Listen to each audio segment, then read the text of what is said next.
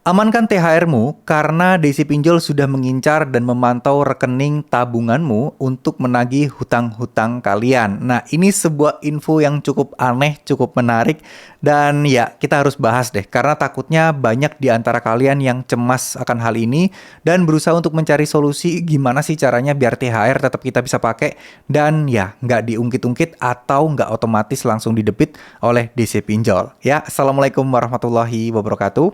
Semoga teman-teman yang menjalankan ibadah puasa, semoga puasanya lancar, puasanya selalu mendapatkan berkah, dan semua doa-doanya terkabul. Amin amin ya robbal alamin. Termasuk yang paling penting, bebas hutang dari pinjol. Ya teman-teman. Oke, jadi kenapa kok hal ini semakin rame? Karena memang udah mendekati THR ya, atau mungkin teman-teman udah ada yang cair THR-nya.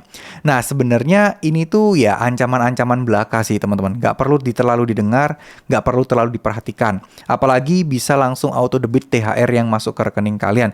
Itu semuanya bohong dan udah pasti bohong kalau kayak gitu ya. Karena apa? Karena ya uang yang ada di rekening tabungan kalian tidak bisa seenaknya ditarik oleh orang lain atau bahkan mungkin dipantau oleh orang lain atau mungkin sekelas DC Pinjol. Kalau DC Pinjol bisa mengakses semua itu, jago banget mereka.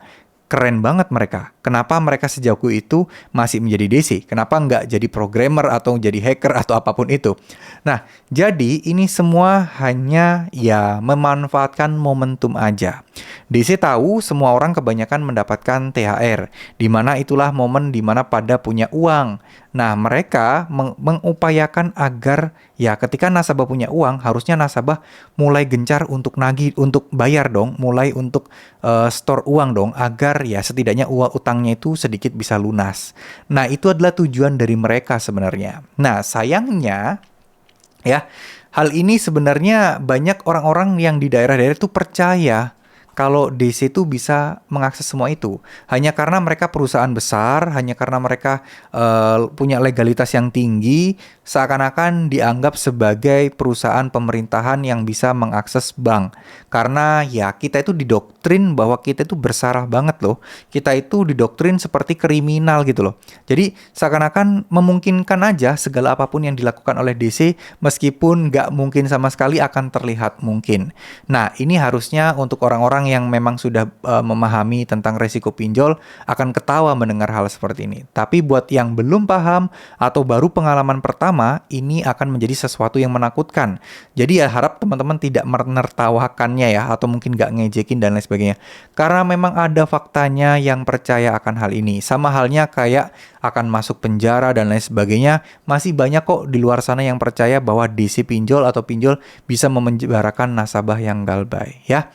Jadi harapan saya buat teman-teman sekalian, tetap tenang aja, tetap ikhtiar, usahakan teman-teman terus berusaha, terus fokus, terus melakukan yang terbaik, prioritaskan apa yang kalian prioritaskan gitu ya, terutama untuk kebutuhan kalian atau mungkin untuk bayar kontrakan, bayar sekolah, itu yang jauh lebih penting. Masalah pinjol gak apa-apa, pembayarannya bisa menunggu kok, kan kita sudah menerima sanksinya, denda dan bunga. Ya kan?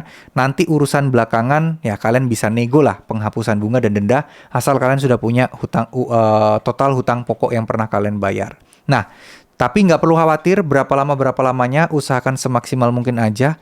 Fokusnya bukan membayar hutang, tapi fokusnya adalah memperbaiki perekonomian teman-teman, memperbaiki usaha kalian, kerja sampingan kalian, proyekan kalian, apapun itu yang paling penting. Karena kalau kalian terlalu fokus di pinjolnya nanti itu udah terselesaikan, tapi perekonomian kalian masih begitu-begitu aja, ujung-ujungnya teman-teman akan minjam lagi.